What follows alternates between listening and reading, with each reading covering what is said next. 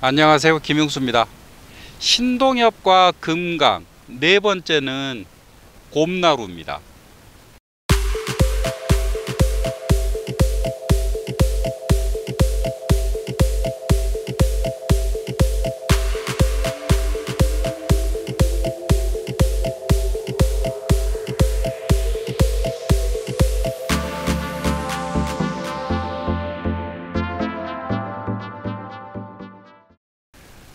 곰나루인데 제가 우금치 세 번째 장소 우금치를 보고 곰나루를 찾다가 부여까지 지금 내려와 버렸어요.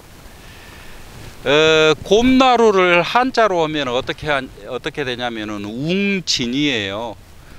웅진은 공주를 말합니다. 곰나루는 나루가 이제 많이 있죠. 많이 있는데 곰나루는 사실은 어쩌면은 지금 현재 찾아야 될 그런 특정 장소라기보다는 곰강에 있는 나루가 곰나루예요. 그러면 이 곰강이 어떤 강이냐? 금강을 말합니다. 그러면 금강은 어디에서 시작되냐면은 원래 발원지는 전북 장수 뜸봉샘인데 이게 이제 그 개울을 거쳐서 하천을 거쳐서 이렇게 흘러 내려와서 부강을 지나고 나서 큰 하천을 또 하나를 만나서 이름이 이제 금강이라는 이름을 달게 됩니다. 근데 이 금강이라고 하는 말은 원래 무슨 말이냐면은 곰강이에요. 곰강. 곰강을 음사 표기를 하면서 한자로 표기를 하면서 금강으로 변한 거예요. 사실 이제 비단 금자를 쓰니까 비단 물결처럼 고운 강이라고 이제 이렇게 얘기를 하는데 이런 것들은 나중에 생긴 거고 원래는 곰강입니다. 이 곰강이라고 제가 이렇게 그냥 막 이렇게 설명드리는 이유는 문헌이나 이런 데는 제가 모르겠어요. 제가 학술적으로 검토해 보지 않았으니까. 그런데 이 곰강 전체가 곰에 얽힌 신화 전설 이야기로 쭉 펼쳐져 있어요. 지금 이 강 따라 내려가면은 저기 익산 가면은 웅포라고 하는 포구가 또 있는데 곰포구예요. 곰 웅자 써가지고 계속 곰 이야기로 얽혀 있습니다.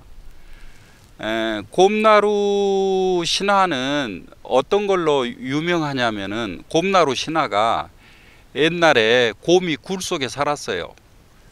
굴 속에 살면서 사냥을 해서 사는데 아주 멋있는 사내가 지나가는 거예요. 사람이 그 사내를 붙잡아다가 굴에 가둬놓고 못 나가게 지킵니다. 나가면은 다시 잡아오다가 또 가둬요.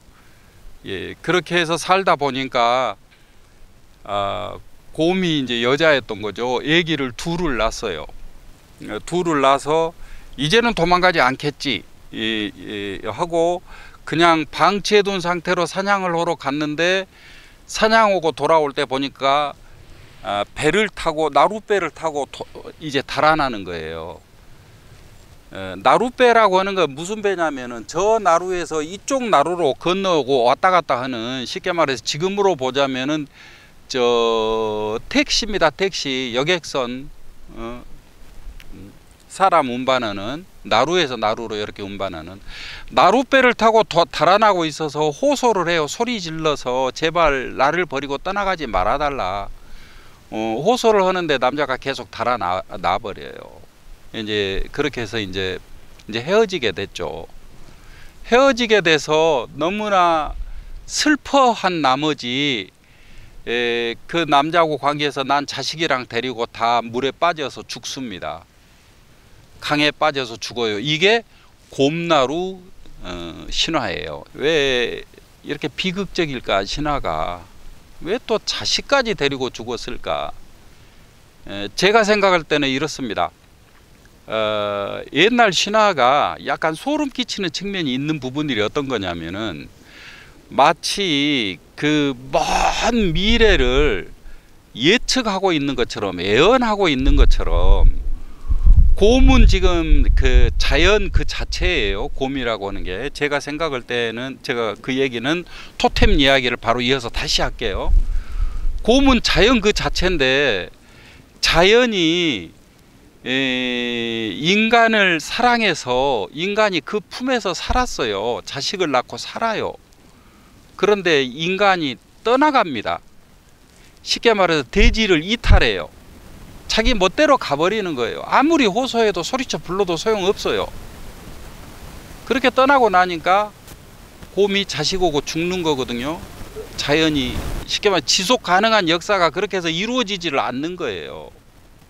우리는 단지 그냥 사람하고 곰하고 이렇게만 생각하니까 자연으로부터 분리해 가지고 사람과 곰이라고 생각하니까. 그런데 제가 생각할 때는 그것은 이 지역의 자연을 곰이라고 불렀다 이렇게 생각하시면 될 거예요. 저 같은 경우는 돼지띠예요. 제 나이 또래의 사람들을 돼지띠라고 부릅니다. 그것처럼 곰이라고 하는 기호도 그런 식으로 사용된다는 거죠. 제 생각에는. 그러면은 이 곰강이라고 하는 것이 저한테 어떤 생각을 자꾸 하게 만드냐면은 어쩌면 여기가 우리 토템의 그 본사는 아닌가 이런 생각을 자꾸 하게 만들어요. 우리가 곰족이잖아요. 곰 신화가 가만히 보면은 뭐 사람이 뭐 동물하고 관계가 이런 것이 아니고 한 식구단 얘기를 하고 지금 하고 있는 건데 우리 그 당군 신화에서 보면은 곰이 그 굴 속에서 마늘과 쑥을 먹으면서 견디라고 하니까 호랑이는 99일밖에 못 견디고 마침내 하루를 못 채우고 뛰쳐나가 버리는데 곰은 그걸 다 채우잖아요. 그래서 하늘오고 곰오고 결혼해 가지고 단군을 낳잖아요. 이게 우리 신화잖아요. 내가 생각할 때 이것을 어떤 의미를 가지고 있냐면은 호랑이는 99점짜리고 곰은 100점짜리다. 이 자연, 이 기후, 이 환경 속에서 살아가는 모든 생태 질서 안에서 곰의 방식이 가장 만점짜리 방식이다. 쉽게 말해서 걸을 때도 곰처럼 걸을 것인가 호랑이처럼 걸을 것인가, 아팠을 때도 곰처럼 치료할 것인가 호랑이처럼 치료할 것인가, 성격도 곰 같은 성격이 좋은가 호랑이 같은 성격이 좋은가. 여기서 지금 다른 것들은 상대가 안 되고 호랑이는 99점이고 곰은 100점이라는 얘기가 아닌지, 이 신화는, 이 토템은 아마 그래서 보면 이제 그 지리산 반달곰의 생태에 대한 연구랄지 이게 우리 사상을 관찰하는데 굉장히 중요하지 않을까. 저는 이제 그래서 그런 생각을 해보는 거예요. 그런 것을 잊지 말라고 지금 그것을 역사 속에서 자기 토템을 가장 깊이 잘 이해해 가지고 잘 사용해서 그것으로 성공한 사례를 하나를 들라면 저는 거침없이 칭기스칸을 들 것 같아요. 칭기스칸은 늑대족의 후손이거든요. 칭기스칸 저 별명이 잿빛의 푸른 늑대예요. 칭기스칸 전투에서 비상한 부분은 늘 늑대 전술을 사용했어요. 늑대가 어떻게 싸워서 초원에서 시간이 흐르면은 아무리 센 것도 전부 다 늑대한테 전부 다 굴복당하거든요. 늑대가 가장 생태적인 동물 중에 하나입니다. 그건 개체를 멸종시키지가 않고 그 다음에 잉여 개체를 끝없이 청소해서 없애줘요. 그래서 이 그 지구의 생태 질서를 계속 균형을 잡는 역할을 합니다. 제가 최근에 어디서 보니까 늑대 14마리를 풀어놔서 그 파괴됐던 생태 질서가 다시 되돌아오게 되는 과정을 어떤 유튜브에서 쭉 그 외국 유튜브인데 그 설명해 놓은 걸 본 적이 있는데, 제가 생각할 때 늑대는 그런 동물이에요. 그 늑대가 취하는 그 형식을 하늘이 취하는 형식이다. 하늘이 가르친 거다. 이렇게 생각해서 늑대 토템이 생겨나지 않았겠느냐 라는 생각인 거죠. 그러니까 우리 곰 토템도 그렇게 해서 생겨났을 거예요. 그러면은 곰강이라고 하는 곰강은 그 방식을 잊지 말라라고 하는 운변을 계속 오고 있는 게 아닌가. 이러면은 오히려 우리나라에 지금 우리 남한에서 넘버 3죠. 지금 금강이. 근데 사실은 어쩌면은 제일 중요한 그 자연의 자기 발언을 담고 있는 강은 아닌지, 이 강이. 혹은 이 강에서 그것을 읽어낸 사람들이 그 이름 붙여준 이름은 아닌지. 그래서 여기에 얽혀져 있는 그 고음 신화, 고음 이야기 이런 것들은 제가 생각할 때 예를 들어서 근대 산업사회 같은 것에 함부로 현혹당해서 일방적으로 쓸려가지 말고 지속 가능한 자기 세계를 어떻게 해서 지키면서 계속 살 수 있는 것인가. 이게 그 속에서 과욕을 부리지 말고 그 속에서의 평화를 말하면서 흐르고 있는 것은 아닌지. 제가 이렇게 상상을 해본 건데 제가 그냥 뜬구름 잡는 공상을 한 게 아니고요. 사실은 신동엽의 시정신, 신동엽의 서사시 금강은 지금 그런 내용들을 담고 있습니다.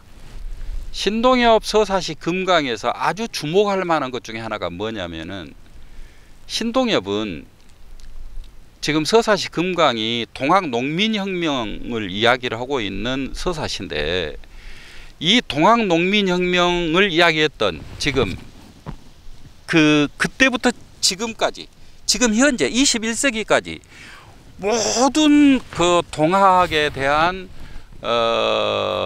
이야기꾼, 논객, 이론가를 다 합해서 신동엽만 동학에서 다른 점을 한 가지를 이야기한 것이 있어요. 제 생각에. 이게 뭐냐면은 모든 동학은 수훈 최재우 선생에서부터 시작됩니다. 후천개벽 사상이 핵심이죠. 신동엽도 후천개벽 사상을 노래해요. 시도 누가 하늘을 보았다 하는가예요. 신동엽 시인에게 가장 중요한 두 글자가 있다면 하늘이라고 하는 글자예요. 그런데 그 동학을 어디서부터 이야기를 해오냐면 백제가 몰락한 지점에서부터 이야기를 해온다는 점이에요. 이 점이 그분들하고 달라요. 그러니까 저 앞에 이게 동학을 어느 한 순간에 출현했던 그 부분만 가지고 보는 게 아니라 그런 깨달음, 정신, 염원을 만들어낸 저 먼 과거에서 저 먼 미래까지 한눈에 바라보고 이야기를 하려고 했던 것이 신동엽의 동학 정신이다, 금강 정신이다, 이런 생각이 들거든요. 그래서 지금 이 금강에서 이 금강은 예를 들어서 섬진강에서 봄맞이를 하고 남한강에서 가을맞이를 한다고 한다면은 이 금강은 그런 그 작은 계절만을 이야기하기에는 너무 준엄하지 않는가. 그래서 오랜 그 자기 역사의 뿌리부터 그리고 너무 우리 가까이에서 세상에 그 신선한 그런 온갖 간난을 같이 헤치면서 같이 숨쉬며 흘러온 곳이 아닌가. 저는 그런 의미에서도 이 금강을 좀 다시 바라볼 필요가 있다. 왜 이 금강은 쉽게 어떤 서정적 등가물로, 단일한 서정적 등가물로 잘 전화되지 않는 것인가. 풍경이 부족해서인가, 아니면은 이 강 보면 강물이 수량이 부족한 것도 아니고 백사장이 부족한 것도 아니고 묻혀있는 전설이 적은 것도 아니고, 그럼에도 불구하고 금강은 그런 식으로 쉽게 환원되지 않는 이런 성격을 가지고 있는 것 같아요. 이 금강 보면서 떠오르는 거 한 가지가 신동엽 시인이 썼던 산문 중에 금강 잡기라고 하는 산문이 있습니다. 신동엽 시인이 쓴 산문 중에 가장 잘 쓴 시예요. 제가 생각할 때는 명산문인데, 저 같으면은 그 교과서에서 가르쳐야 될 산문에 가장 중요하게 들어갈 만한 그런 산문이 아닌가 싶은데 자꾸 빠뜨리더라고요. 글도 별로 길지가 않아요. 금강잡기라고 하는 산문에 그게 부여의 고란사, 낙화말에 있는 고란사를 배경으로 하고 있는 이야기인데 신동엽 시인이 백마강이라고 부르지 않고 금강이라고 불렀다. 금강잡기라고 표기를 했다. 라고 하는 점은 꽤 중요한 것이라고 생각을 합니다. 이제 이 금강이 그래서 지금 그 지점 금강이 부여에 닿았을 때 금강이 부여에 닿았을 때 이제 백마강이라고 하니까 사람들이 그 금강 얘기를 하면 그럼 백마강은 어디가 있어요? 그러면 이게 백마강이면 금강은 어디가 있어요? 이렇게 묻습니다.